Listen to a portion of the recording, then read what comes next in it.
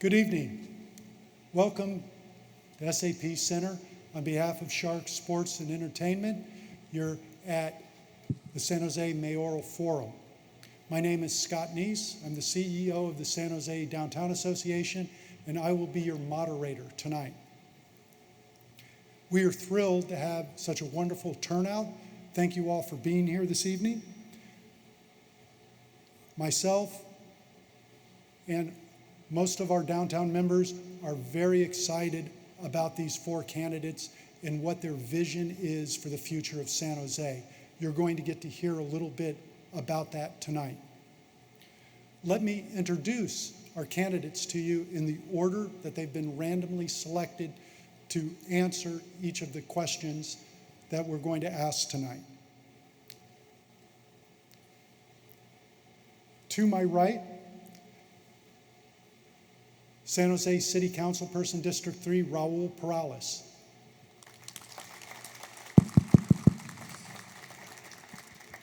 Santa Clara County Supervisor Cindy Chavez. San Jose City Councilman District 10, Matt Mahan. San Jose City Council Member District 6, Deb Davis. And they're also joined on stage by the president of Sharks Sports and Entertainment, Jonathan Becker. So we're all gathered here to listen to the candidates about what their vision, what their thinking is for making San Jose a wonderful place for us to live, work, and play. And this building is one of the places that San Jose plays. It hosts concerts. It obviously is the home of the San Jose Sharks. Nice to see some teal jerseys out there. I was going to wear mine, but we didn't want to give home court advantage here. It's also a place that supports more than 1.5 million visitors a year into this building. And what's interesting about tonight's Mayoral Forum is we're going to focus a bit with our questions on what the building means for San Jose. And to kind of set the stage, Jonathan Becker is going to make a few opening remarks. Thanks, Scott. So I want to add my personal thanks for all of you showing up today to hear a little bit more about the future of this building, SAP Center. But I'd like to especially thank the four candidates. I know your schedules are incredibly busy. I think I heard you have like 18 more of these to do in the next 3 or 4 days. And the opportunity for you to say your views on how to protect one of the city's most valuable assets is valuable to me, to everyone in the audience, and to those 1.5 million people that come into our building every day. So let me quickly summarize what we think are the 3 key issues. First, and maybe most importantly, for the last 30 years, Shark Sports and Entertainment has strongly supported the city during its evolving view of what should happen in the Diridon area. Let me say that in a more positive way. Despite what people have said, we are not against any of the developments that are happening and plan to happen in downtown San Jose. In fact, we're astonished and welcoming to all the benefits that they will give to the city and to its residents. However, we do have some concerns about specific aspects for each of the projects. And frankly, more importantly, and I think this is the big story to remember, we're worried about the collective impact about all these projects which are done independently and not together, both while they're happening and when they're done. And while most of the press is about one project in particular, Google's Downtown West, the reality is there's lots and lots and lots of projects. There's acres of projects happening in and around here. And to date, there is no central coordination plan. And without a central coordination plan with specific actions, not vague assurances, but specific actions, it could be that all 4 sides of the arena are blocked simultaneously, and access here would be nearly impossible. So that's the first. The second issue is the potential severe reduction in the street network. Now, yes, BART coming to downtown San Jose, electrification of Caltrain, and who knows, maybe high-speed rail. All those things together could be really good and could dramatically increase the use of public transportation. And if that happens, that's fantastic. Let me again be clear. We're pro-public transportation. But even in the most optimistic numbers coming from the most pro-public transportation, still roughly 50% of more of the people coming to this building will need to rely on automobiles. Public transportation doesn't go everywhere in the Bay Area. It doesn't go to places like Campbell, Los Gatos, Saratoga. It doesn't reach all the areas in South County like Morgan Hill, Gilroy. It doesn't go to Sacramento. It just will still need some cars. And it's not just about SAP Center. The Diridon Station Area Plan says that when all this is done, the increase in number of visitors coming in to the downtown will be somewhere between 5 to 10 times more visitors. And most people estimate about half of those people will come in with cars. And let's say we have 2.5 times as many cars as we have now, and we reduce the street network by half, that math doesn't seem to work. That feels like a recipe of a disaster, not just for us, but for all the businesses. So that's the second point. And the third point, yes, we do care about parking. Yes, we do count the number of parking, but it's third. If you go back to the Diridon Station Area Plan, it estimates roughly 200,000, that's a big number, new visitors coming here. And those 200,000 visitors, if you look at that plan and the associated documents from the developers, roughly 1 in 10 of them will be allowed to park. That number feels low to me. Not just park for us, park for restaurants, park for offices, park for housing, park for all the things that come down here. And we worry that's too few. That includes the train station. And we've already seen on the East Bay what happens if there's not enough parking at a train station and what it does to people's personal property. So we worry about a mitigation plan for all these things collectively. We worry about the reduction in the street network, and yes, we worry about the number of parking spots, but that's third. So I'll end with 2 thoughts here. One is, somehow the narrative has been us versus them. That the future of the SAP Center can only happen at the expense of these projects, or these projects can't happen and have a thriving SAP Center. That's a false dichotomy. We can have both. Not at the current course and speed, not as the plans are right now, but with modest changes. So I'll ask each of you one small favor. I realize whoever of you becomes the next mayor of San Jose, and I'll be proud of each of you, whoever ends up winning, you have a lot of tough things on your plate. You've got to deal with crime, you've got to deal with homelessness, you've got to deal with the economy, you've got to deal with those are critically important things. But that's not what the primary discussion is about today. The primary discussion for today is about this building. The building that literally put San Jose on the map, answered the question of, do you know the way to San Jose? A building that continues to contribute $10 million, $20 million, $40, by the city's own numbers, and importantly, doesn't use a dime of taxpayer dollars. I think it's the only public venue that doesn't use any taxpayer information. So let's have our cake and eat it too. Let's find a way to protect this building. Back to you, Scott. All right, thank you, Jonathan. And let me quickly cover the format. So we have a predetermined order. Each of you are going to get to go first as we go through the eight questions here. You're going to get to have an opening comment. Then we have 6 questions that we've already provided to each of you. And then you're going to get a closing statement as well. Jonathan Becker may interject, although I can't see how he can possibly add on what he's already talked about here. Yes. There is a clock here. Each of you have 90 seconds.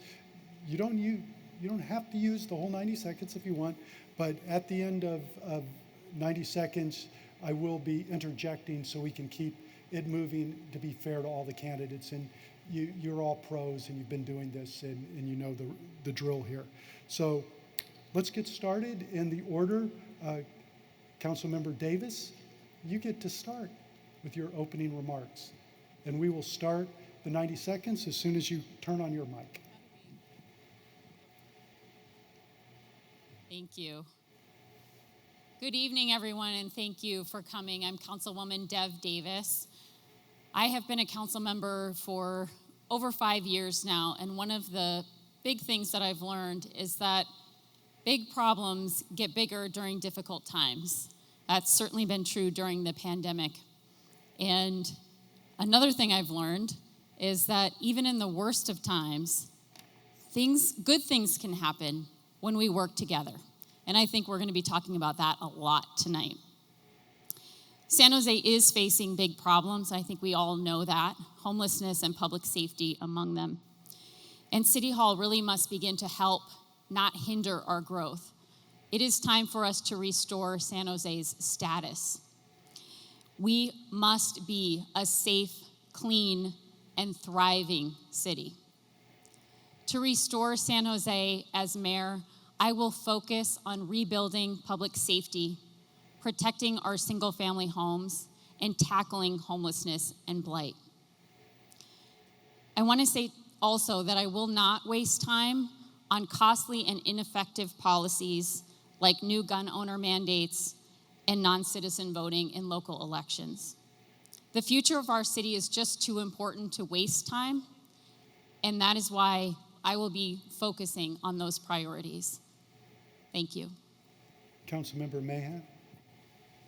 Good evening. It's great to be here with all of you. I want to thank the Sharks and the SAP Center for hosting us this evening, and I want to thank all of you for being here. I really believe that we get a government that we deserve in the sense that it reflects how engaged, how informed we are, and what we ask of our candidates and our elected officials. So I appreciate your civic participation tonight. My name is Matt Mahan, and I represent District 10, Almaden Valley and Santa Teresa, where my wife Sylvia and I are raising our two little kids, Nina and Luke. And I grew up over the hill in a little town called Watsonville in a working class neighborhood, came here as a scholarship student to Bellarmine, taking buses 4 hours a day, came back after college as a public school teacher in Eastside San Jose, and then built a couple of software companies here. And for me, San Jose has always been a city of opportunity, and that's what I want to ensure it continues to be for future generations, although these days it doesn't feel that way so much. I am running for mayor because we're going in the wrong direction on a lot of issues: homelessness, trash, crime, affordability. And having now been at City Hall for just over a year, I'm convinced that we have to be radically more focused and accountable if we're going to solve these problems.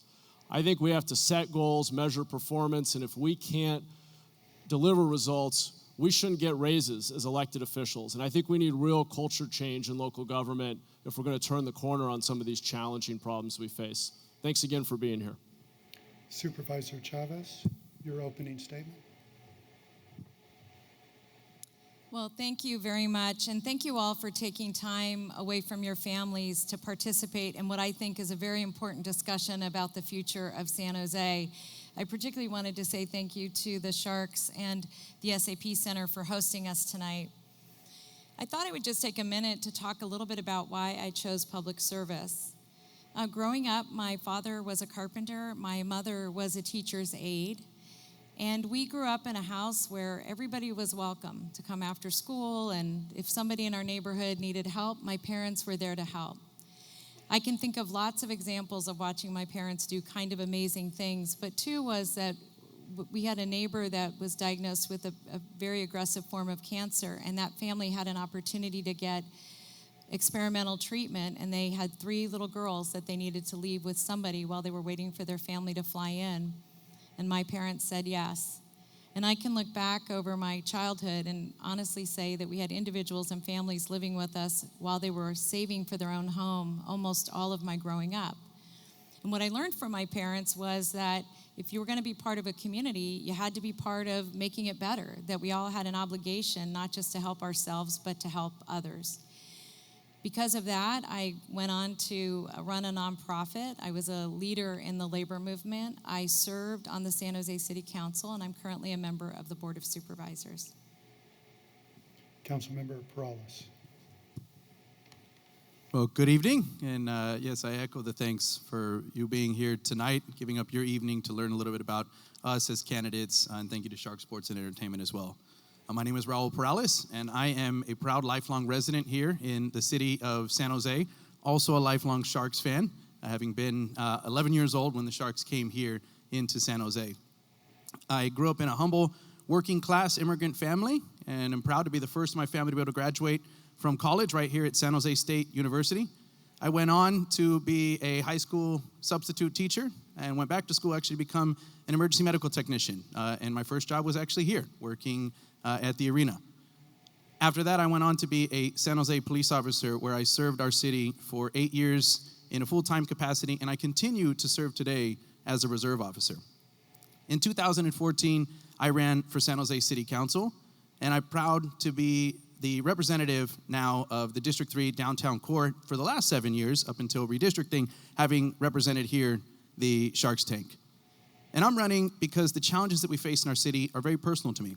My wife and I are raising our 3.5-year-old son, our 8-week-old daughter, and I want to be able to take on the challenges that we face in our city to be able to reverse the trend on homelessness, be able to make San Jose a city where everybody can afford to live, make us the safest big city in America again, and be able to ensure as we grow, we do so sustainably and equitably so that we can create a city for all of us.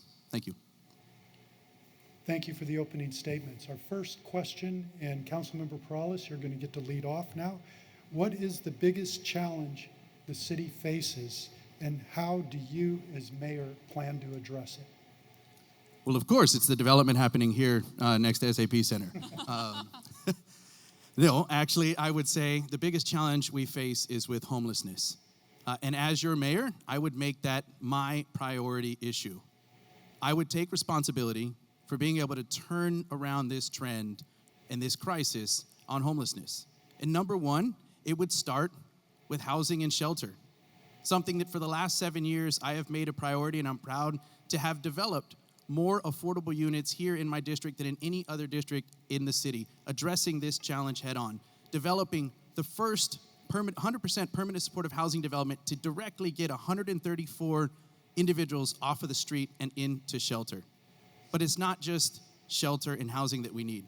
We need to be better coordinated on this effort.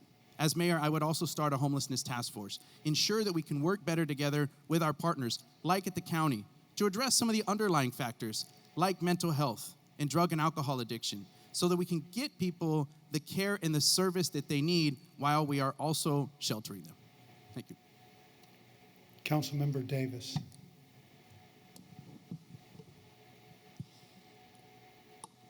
Our toughest challenge is definitely homelessness, and I think we will all four say the same thing tonight about our toughest challenge. I think we have very similar ideas about how we're going to solve it. It does start with housing and different housing solutions, including interim solutions. We've built 345 units just over the 2 years of the pandemic on government-owned sites, and we also have numerous permanent supportive housing. What all of those things have to have in common, including safe parking and sheltering sites, everything has to have safety, sanitation, and services. And to do those three things together, the county and the city have to coordinate and collaborate. And we definitely need better collaboration. The county provides drug and alcohol treatment and mental health treatment, and the city provides the housing. And we work together to do that. We also have homelessness prevention programs, and we have to double down on that because we are able to keep people housed at a fraction of the cost that it takes to rehouse someone after they become homeless. It's very important to do that. We also honestly have to add a little tough love to our compassion. If you're offered housing and services, you can't be in our public spaces. They have to be publicly accessible to everyone. Councilmember Mahan. Our approach on homelessness is failing, frankly. We are halfway through our second 5-year plan to end homelessness in our county. We've spent billions of dollars and we're worse off than when we started. We are spending $850,000 a unit to build brand new apartments for the homeless. We're spending hundreds of millions of dollars a year just managing the problem on our streets. And it's time that we actually treat this like the crisis that it is. I think a real solution looks like the city and county coming together to create a master plan in which we identify about 50 acres of publicly owned land spread out in different sites across the county, not just in San Jose, where we tend to concentrate our greatest challenges, but equitably spread out, to build modular units that are prefabricated and come off an assembly line at about $30,000 a piece. Today, we have just 13 beds for inpatient psychiatric care for every 100,000 people. Experts will tell you you need at least 50. We've underinvested in mental health care and addiction treatment. We need to expand programs that put people to work, give them jobs and dignity and income and an opportunity to reintegrate into society. And so, while I respect my colleagues here and their years of service in local government, I frankly think that our current strategies are not scaling, they're not cost effective enough, they're just not pragmatic enough if we really want to end street homelessness in our lifetimes. And so I'm looking to take us in a different, more pragmatic direction on this issue. Thank you. Supervisor Chavez.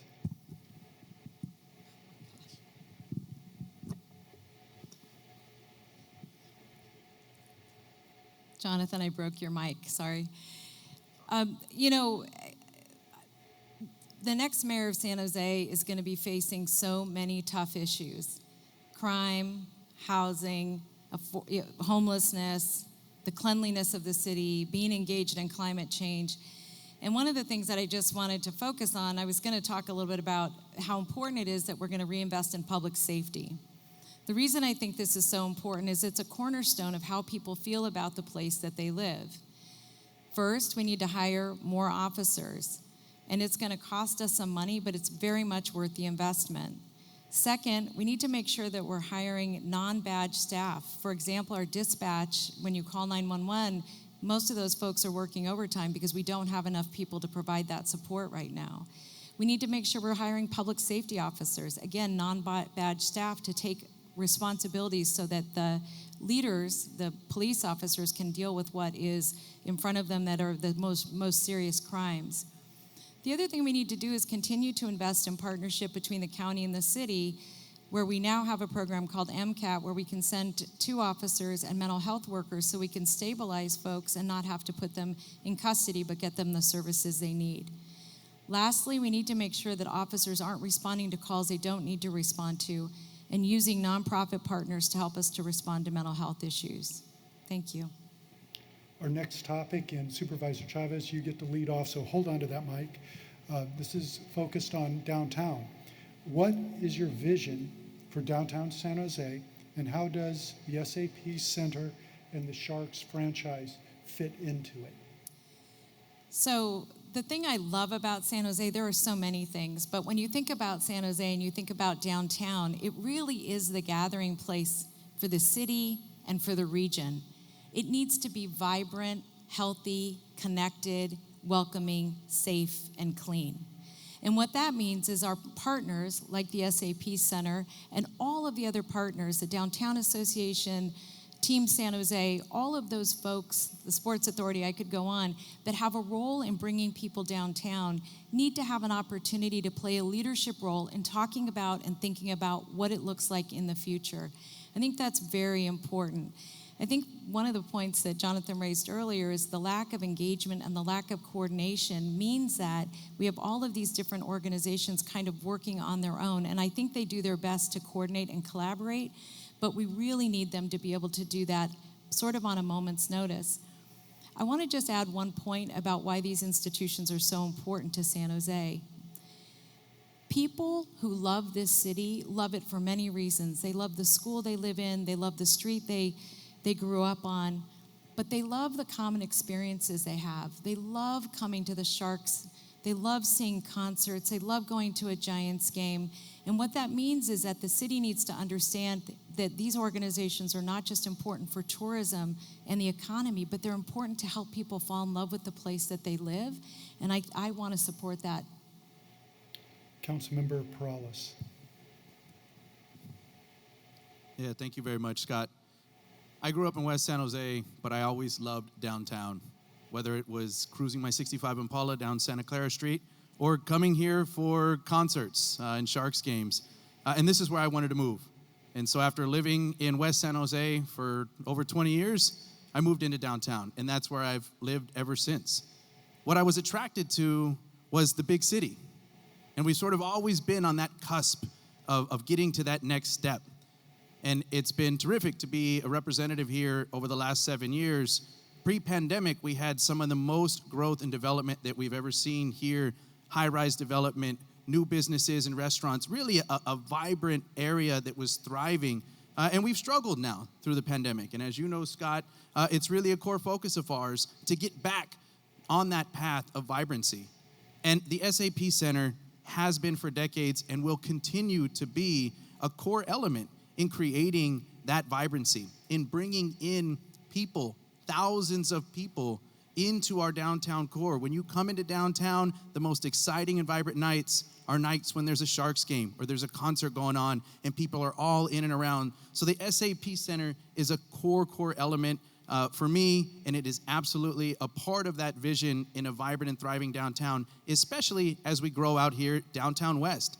You've been holding the anchor down here west of 87, and I'm excited about the growth and development that we'll see here in the years to come. Councilmember Davis. I'm going to figure out your order eventually and be ready. Sorry about that. It's random. My vision for our downtown and downtown west is the same as my vision for our city as a whole. We need to be safe, clean, and thriving. And that vision can only be realized if people live and work downtown.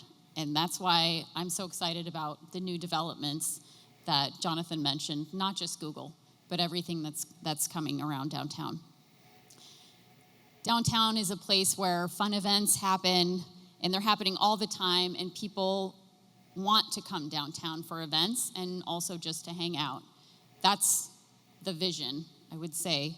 It hasn't always been the reality, and especially now as we're kind of emerging from the pandemic, I think it's harder and harder for people to want to come downtown. Our public spaces really need to be safe and clean for people to want to come back downtown. And we're taking a step now as a council to have our police officers do foot patrols downtown to help people feel safe coming back. But we also need to make sure that there's no camping in parks and trails and on sidewalks, because those public spaces have to be publicly accessible for all. And the Sharks obviously are a huge part of having people come downtown, putting on 150 events a year. The biggest draw is the SAP Center and the Sharks. And obviously they're a very important part of our downtown and its future. Councilmember Mahan. Thank you. My vision for downtown is that it needs to be the cultural and economic center of Silicon Valley. And I would also say the residential center of Silicon Valley as well. You know, we talk a lot about bringing jobs and transit to downtown, and I think that's great. I think it's really important. Our city needs more jobs. We need to build our tax base.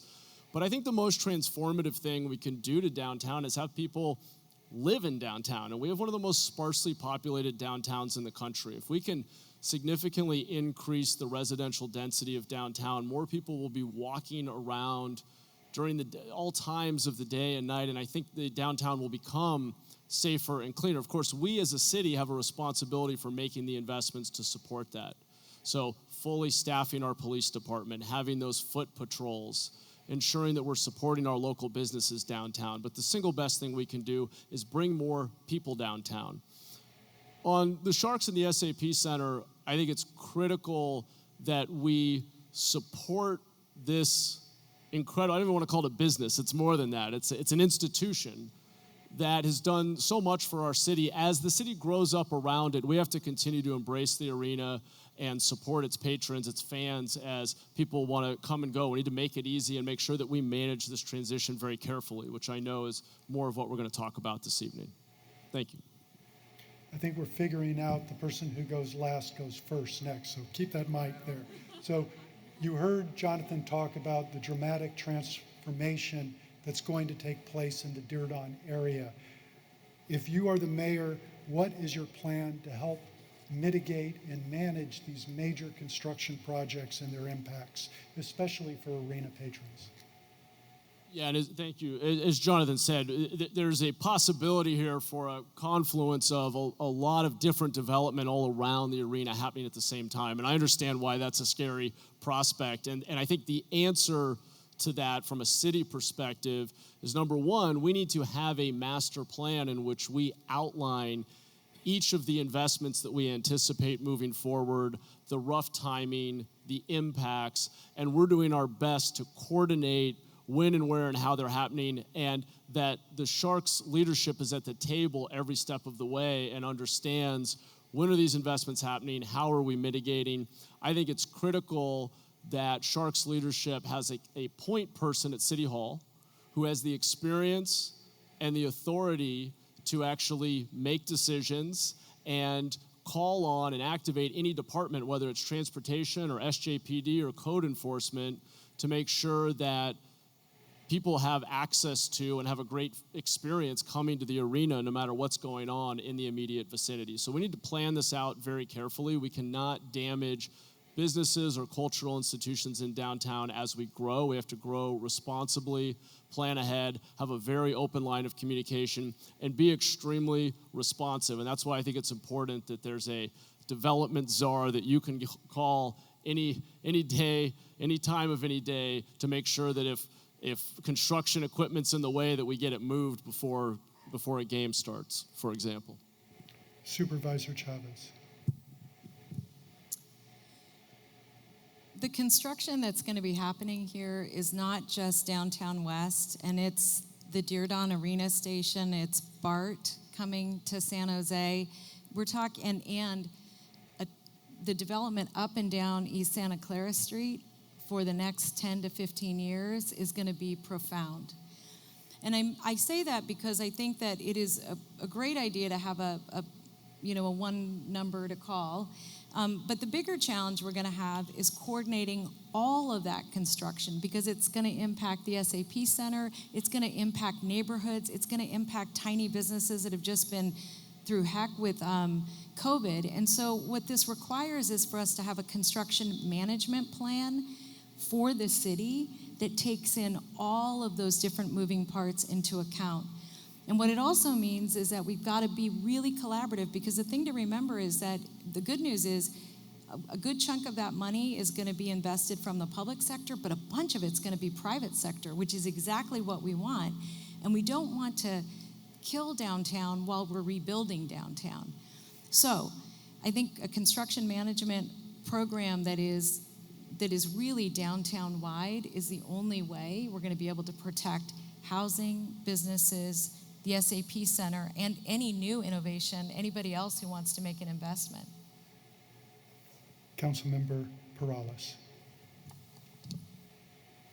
Well, thank you, Scott. And as you know, construction management of numerous projects in downtown is nothing new for me, as we've had, again, some of the most development in our downtown's history under my watch over the last 7 years. We actually have today a downtown construction manager, and it is something I've asked for, that in downtown West and the development everything happening west of 87, that we have somebody equal to that, as we heard my colleague mentioning that we have a need for. Absolutely.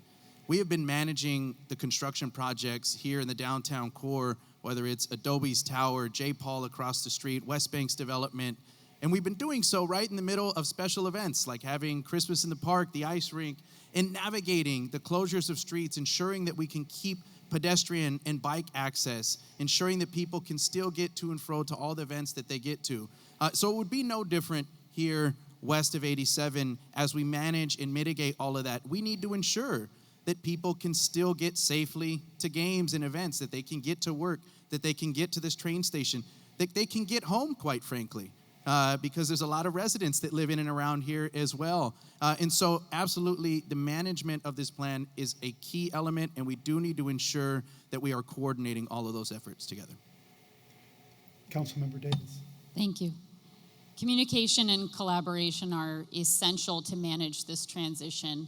Of course, the city and Shark Sports and Entertainment need to continue to work together closely to ensure successful SAP Center events, and that's especially true during construction.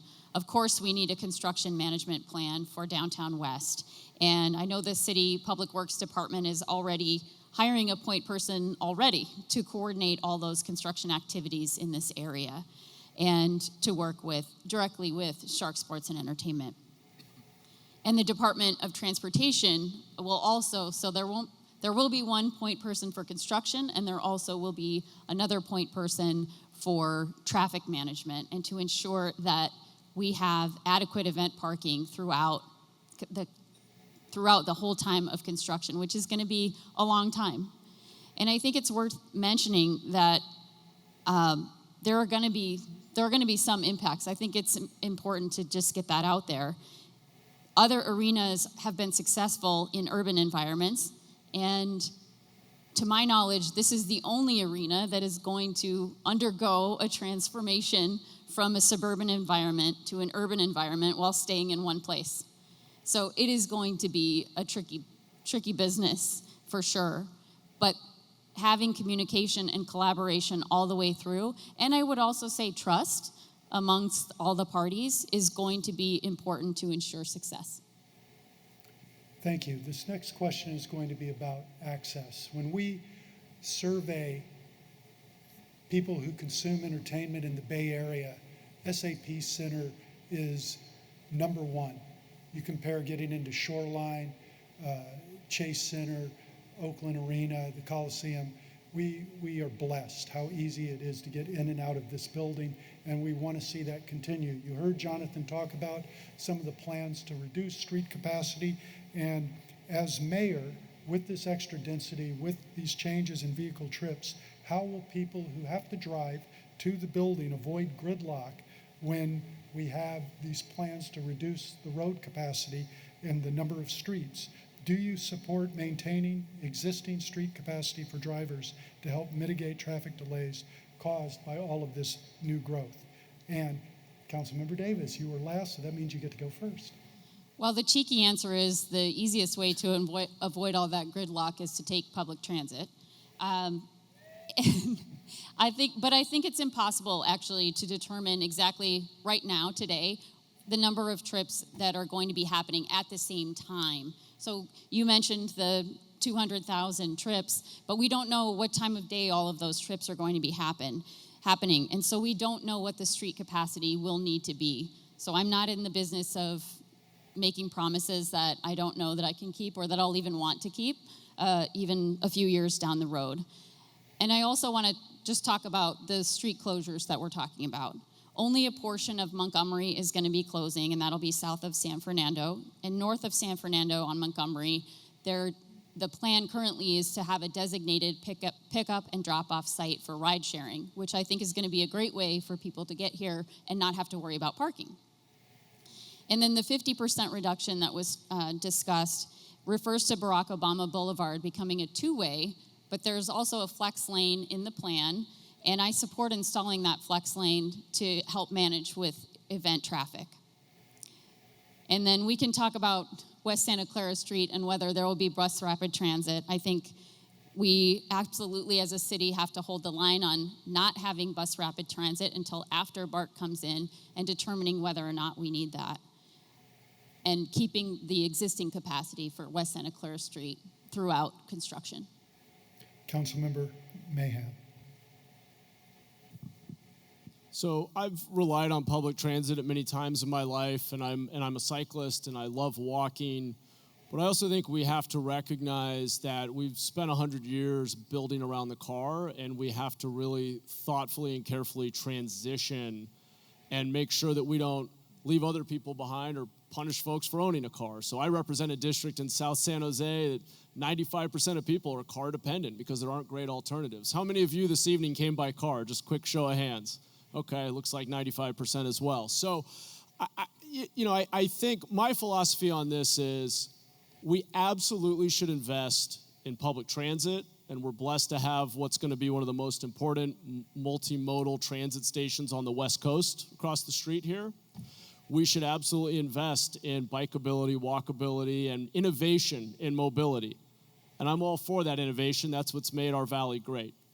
But at the same time, we need to be data-driven and look at the experience of the people who need to get here or want to get here and still facilitate that and make it easy and convenient for people. We need to make sure there's enough throughput on the roads and enough parking to allow fans to still get here and to manage this transition carefully, responsibly, in a data-driven way, and not just try to force a transition by making the lives of car owners miserable. So we're gonna have to be practical and balanced in the way we move forward. Supervisor Chavez. So one of the biggest challenges that we're going to have is how we manage all of the different types of mobility. Now, what's going to be exciting about the Diridon station is eventually we'll have high-speed rail, BART, light rail, Caltrain, and buses. And the ability to be dropped off for kiss and rides, or what is that called? Well, anyway, where you get dropped off and get picked up. Don't kiss your Lyft driver. It's intended for somebody you're related to.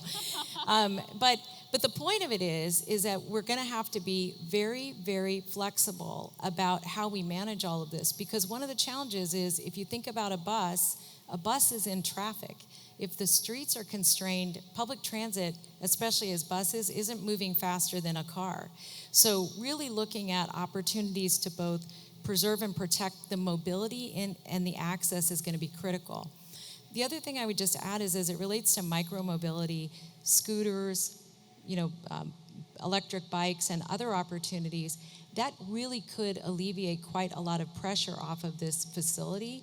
And even that, I would say, still has to be so coordinated and really thought through. And one of the challenges we have is that as we're going through the process of building out the Diridon station, it's not integrated enough yet. Like, we're still working with all these agencies to actually integrate the transit so it really works.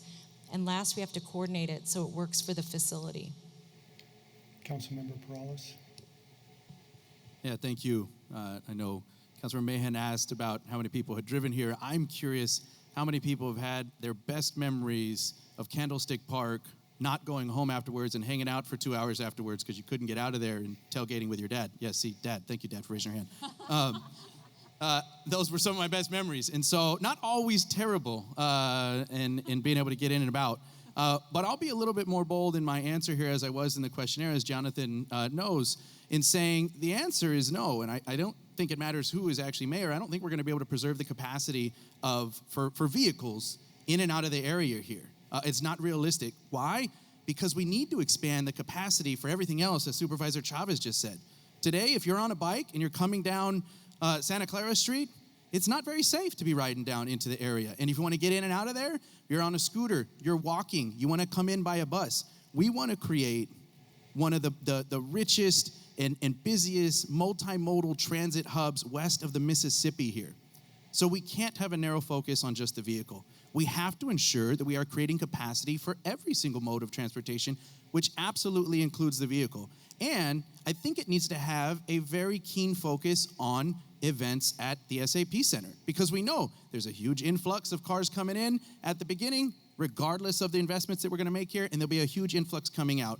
And as Councilmember Davis said, we're planning that today. We're planning for ensuring that we can have some hybrid type of lanes where we can accommodate for that type of travel in and out.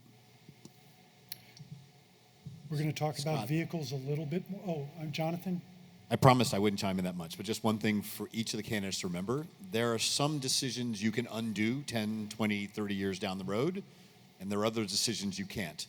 Once you remove a lane and build a house, apartment, a business, or whatever, you can't put it back again. So there are decisions you have to make now, even though some of the construction won't be done for 30 years, and others you can kick down the road. Remember that as whoever ends up being mayor. This next question also deals with vehicles and how we park them. And as you heard, we're looking to really dramatically add density to this area around Diridon Station. And you heard Jonathan talk about the stats, the data that he's seen that the area is underparked. And the question for all of you as mayor is, where are all the proposed new drivers, as well as the existing arena patrons, going to park? Do you support continuing to provide parking for SAP Center close to the building. And we changed up again on the random order. Supervisor Chavez, you get to go first. Thank you. Thank you, Scott. I think that we need to make sure that we do have some parking close to the building, especially for people who are older and disabled and need access. I think that's very important. But I have to say that part of the reason downtown is so lively is because you bring in and have about a $200 million economic impact a year, and part of who benefits from that is the little restaurant next to the parking that people go to, and they have their own secret way of walking up to the building. And so I think that's one. I think the other thing we need to remember is with all the new buildings that are going to be built, it's going to create opportunity for shared parking. I don't think there's anything more wasteful than a parking stall that's used 8 hours. That doesn't make any sense at all. And I think we have a great opportunity with the new developments to make sure that shared parking, and I know that's already a part of the plan, but that shared parking is really protected so that you're able to use it as well. I think the other opportunity we have, if we think about this, is by bringing more people in during the day and by allowing and having more housing units so close by, we're going to have more patrons for you, for the restaurants, and for every other facility that's downtown that is looking for customers. So I actually think the parking is something that can be pushed into a really important opportunity for all of our institutions and our businesses downtown. Councilmember Perales. Thank you. And this answer actually is fairly easy because the answer is yes. We have today a contractual legal agreement to be able to provide just under 3,000 parking spaces, and that'll bump up to just over 3,000 parking spaces in a radius around the SAP Center. And that's a contractual binding agreement that we have with the SAP Center, and I absolutely intend to adhere to that. We have a lot of opportunities to be able to do so. I couldn't tell you today where those new parking lots or parcels or where the new developments may be where we will have the shared parking, because we absolutely need to have that unbundled shared parking. It makes no sense, as Supervisor Chavez said, to build a new development or an office space and then have those parking spaces be empty.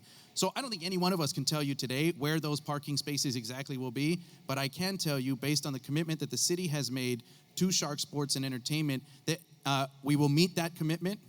We intend to fully, and as the next mayor, I absolutely fully intend to meet that as well. Councilmember Davis. Thank you. I have a very similar answer.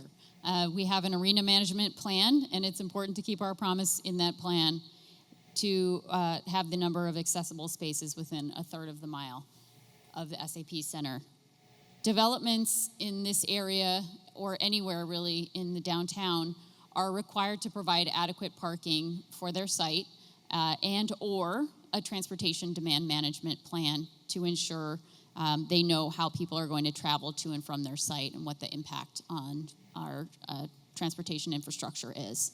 Google has committed to both of those things, so thousands of parking spaces and a transportation demand management plan in their development agreement with the city. And I'm mentioning Google because they are going to have most of the area around in the immediate vicinity of the SAP Center. And their transportation demand management plan is backed up with fines if they don't meet their goals. So we would have some additional cash. But they've been successful getting their employees to use transit and to come in other ways to their Mountain View campus. And their Mountain View campus is a couple of miles from the Caltrain station, instead of just within walking distance or within spitting distance of the Caltrain station, as it will be here. So I'm confident, especially having worked with Supervisor Chavez on the Caltrain board, that we're electrifying Caltrain and able to have more frequent service, that a number of people will be able to do transit here, but also that there will be adequate spaces available for parking. Councilmember Mahan. I'm going to try to simplify this one. So we're talking about the loss of parking. We're going to lose thousands of spaces of surface parking. As we grow, the answer is to be more efficient with our use of space. The answer is going to be that between the city, the Sharks, and Google, we're going to build up. We're going to build a parking garage that's going to go up, It's going to have a lot of ingress and egress so we can move a lot of cars in and out. You're going to have to prepay for your parking and have sensors so that you don't get stuck at the gate with a ticket on the way out. And we're just going to have to make the best of it. We're going to have to build a parking structure within walking distance of the arena. There's no viable alternative. And the cool thing is we can build it in such a way that in 50 years from now, when we're all flying around in drones or whatever we're doing and we're not driving, we can convert it into an apartment building. They actually do that now. So we can design parking garages for future uses as commercial or residential or whatever else, but the truth is we're just the only way to solve this that I can figure that's at all feasible given that 90+% of you, all of us, came by car, is going to be a parking garage that goes up and helps a lot of people move in and out efficiently and park within walking distance. Oh, am I first again? Yes, you are. So we're going to be talking about, during the Diridon area specific plan, the DSAP, the city did a bunch of surveying. And in those surveys, the public responded that they wanted to see the arena protected.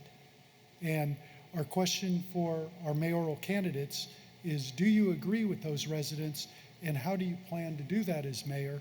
Do you support creation of a council plan to protect SAP Center during the build out of the Diridon area over the next decade? And Councilmember Mahan, you lead off. Yes, I do, and I think that the components of the plan have to include the things we've talked about tonight, and then I'm going to add a third thing. So one is managing the transportation system so that as we are building and densifying and very much changing how this side of downtown west looks, we are on top of the issues around traffic and parking and how you all are going to get here for the 150 or more events a year that are held in this arena. So that's part of it. So it's the traffic, it's the system for moving people around, it's the parking, but I'll be bold and add a third piece, which is that over time, if we're going to keep the Sharks in the arena here and be a good partner, I'd like to see them have more skin in the game. And I think in the long run, the answer is to work with the ownership to try to get them to actually become a greater investor in our city. They've already done tremendous things here, but they don't own the dirt under the arena. And this will take time to work out, but in the long run, I want to make sure they're incentivized to be here for the next 50 years and to share in the benefits of the economic growth that's going to happen here. And ultimately, we're going to have to do big things together, including that parking garage and expanding transit options. And I think the city's got to come to the table and be a great partner to the Sharks to make sure that they want to stick around and continue to invest in our community. Supervisor Chavez. I think that there's no doubt that we need a plan that is going to be both protective of the SAP Center, I think protective of the residents, the small businesses in the area, and everybody else that's going to be dramatically impacted by construction. The other thing I would just offer is that, I think people who have been watching the Sharks for a while know that one of the most effective public-private partnerships the city has invested in it has been our partnership with the Sharks. This is over a 30-year project, and I will tell you that people here were so enthusiastic to get the Sharks to come in the first place, and I think it has paid off for us in dividends, not just with helping to keep downtown alive when it was very challenging to do that, making sure that the restaurants around here could stay alive. I think the partnership has been one that's benefited both very well. I think the next phase of this is really going to be, as we think about the protection, is really to think about what's the next generation for the Sharks, what are the next things that are going to be happening for the businesses and the next things that are going to be happening for the residents. We want to make sure people aren't displaced, but we also want to make sure this place gets enhanced. And one of the things we're going to have to think about is, what's the new arena look like? What does it feel like? How does it fit into the area that we're in? And I look forward to having those discussions. Councilmember Perales. Yeah, thank you. First, I want to say I thought we were getting boring when I saw a couple of these gentlemen take off and leave. Then I saw them come back with popcorn and drinks. So thank you. Thank you very much. It's much more than just preserving and protecting what the SAP Center means to us today. It is actually about helping to ensure that what the SAP Center can mean to our city is to continue to be, again, that vibrant, thriving hub that helps to enliven our downtown. And I think we need to be better partners together to ensure that we can get there. We have kept this building extremely competitive, as it is one of the most aged buildings in the NHL. And we have kept it extremely competitive, even when we have environments around us like San Francisco and Oakland. We need to double down on that effort if we're going to continue to see the effectiveness, the thrivingness that comes out of this building. We need to be thinking ahead. And in fact, I think that needs to include potentially a new arena, right? Because we will come to the expiration date. As much as we are keeping this strapped together, and it is a terrific building, that has to be a reality, and likely is going to be under the term and the tenure of the next mayor to work through with the Sharks. And I look forward to creating that opportunity so that we have another thriving arena for another 30 years. Councilmember Davis. Thank you. Yes, I absolutely value the relationship that we have with Shark Sports and Entertainment and the city. And it's important for us to keep this arena or any new arena in top of mind as we are developing Downtown West. As I said, there is no other arena that has had its neighborhood transform around it. And so it is really important for us to ensure that we have adequate parking during the time of construction, that we have adequate access during the time of construction, that we ensure that people can still come to events. I also think we do need to work together to promote transit for the patrons of SAP Center. I know I have to admit that I live a mile away from here, and we still drive to the SAP Center for probably about half of the events we attend, and then we either walk or scooter or bike the other half, but sometimes we're just lazy. Or we don't plan ahead, right? Because it only takes 5 minutes to get here as opposed to the 15 or 20 that it would take with our feet or our bikes. And so working together with the city, I know that we have the opportunity to help people learn about different ways to come here, and that will ensure the vitality even through the little bit of dust that there's going to be happening here over the next 10 years. Thank you. This concludes our question and answer session, and we're going to move into closing statements. And Councilmember Perales? Well, thank you. Thank you for joining us this evening, for being interested and engaged in who your next mayor will be. I was a little bummed we didn't have more attendance like a Sharks game, but I am very, very appreciative. This is by far the most exciting forum that we have had. So thank you as well, Jonathan, and to Shark Sports and Entertainment for allowing us to have this conversation tonight. I believe, and I've said this many times, that all four of us and three of my colleagues here are qualified and truly passionate about wanting to lead our city. What we all bring are different personal and professional perspectives and bring those forward. And for me, I have been a lifelong public servant, dedicated to serving our city, as I mentioned, as a teacher, as an emergency medical technician, as a police officer, and now as a council member. And for me, the challenges that we face are truly, truly personal, because I want to continue to be able to live with my city here, or with my family here in this city for years to come. And unfortunately, because of the issues that we're facing, we're seeing people driven out of our city on a regular basis. I want to ensure that we can turn the tide on homelessness, make this city affordable for all of us to live, make it the safest big city in the country once again, and be able to ensure that as we grow and develop, we do so sustainably and equitably so we can create a San Jose for all of us. Thank you. Councilmember Davis. Thank you, and thank you, Scott, for moderating tonight, and thank you, Jonathan, and your team for having us. I started out this evening by saying that big problems only get bigger, but I think we've had a lot of good discussion here tonight that shows that big problems don't have to remain big problems when we work together. They can actually be opportunities. We do have an opportunity to become a safe, clean, and thriving city. And Downtown West is a huge opportunity for the SAP Center and for the Sharks and for all of us residents of San Jose to enliven our city and to really give us more resources for better services in the city of San Jose. I actually grew up in North Dakota. I was born and raised there. And my husband and I found our home here 18 years ago in San Jose. Now, I moved here to get away from snow, but it is nice to still have some indoor ice to be able to watch hockey.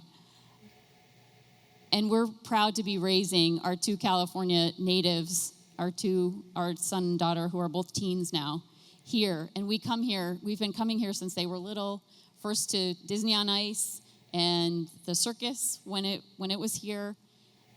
And it's been a huge part of their first concerts and all kinds of activities that we've done with our kids and with each other throughout our time in San Jose.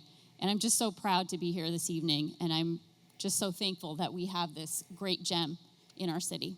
Thank you. Councilmember Mahan. Thank you again for having us, and thank you for moderating. Thank you all for taking the time to be here. I love our city. We lead the country in innovation and diversity, family-friendly neighborhoods, not to mention our great weather. This is a great place to live. And yet, on so many issues, we're heading in the wrong direction. And when it comes to local government, I think we deserve better. When I was building my company, I had to go to a board of directors every 90 days and justify my job, show the results that we had driven. And I want to bring that culture of accountability to City Hall, where we're setting goals, we're measuring performance, we're failing faster and admitting when things that we're doing aren't working or they're too expensive or they're not scalable enough. I think you deserve a government that is more nimble, more efficient, and delivering the results that we need. And today, I'm not seeing that as I drive around the city, and I suspect most of you aren't seeing that either. So we're calling our campaign a revolution of common sense. We've got a whole platform with a bunch of specific solutions, and I hope whether you have your phone with you this evening or when you get home, I hope you'll go to mahanforsanjose.com, learn a little more about our campaign, and let us know if you want to host a house party or put out a lawn sign or come out and knock on doors with us. We'd love to get you involved in our revolution for common sense. Thanks again for being here. Supervisor Chavez. Thank you. I too want to say thank you to Scott and to the Sharks and Jonathan, to you and your team for getting us together, and for all of you who took time away from your families to be with us. You know, I too want to just echo something that Councilmember Perales said about, having folks that are really committed to the city. The reason that I've chosen to run for mayor is because I know from my work at the county and my work at the city that genuine leadership really can save lives. Working with all of you, we made San Jose and Santa Clara County the most vaccinated large city and large county in the country. And I want to say a very special thank you to the Sharks, because they were one of our first testing sites.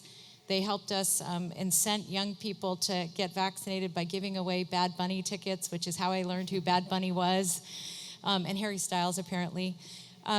But that kind of leadership, that kind of partnership is something that we need if we're going to address, making San Jose the safest big city in America again, as it was when I served on the council, really addressing homelessness. We aren't where we need to be. There is so much more that we can do. But we've housed 14,000 people since 2015. That tells you how big the problem is and how hard we're going to have to work to resolve it, to build more affordable housing and to make San Jose clean again. I'm looking forward to working with all of you to make San Jose shine again. Thank you. That concludes our mayoral forum. Please join me in thanking our 4 terrific mayoral candidates. I'd also like to thank terrific timekeeping, all of the SAP Center staff that helped bring this event together. You saw earlier the website, futureofsapcenter.com. Please refer to that for updates on these important topics. And thank you again for your participation in making this wonderful city even better. Good night.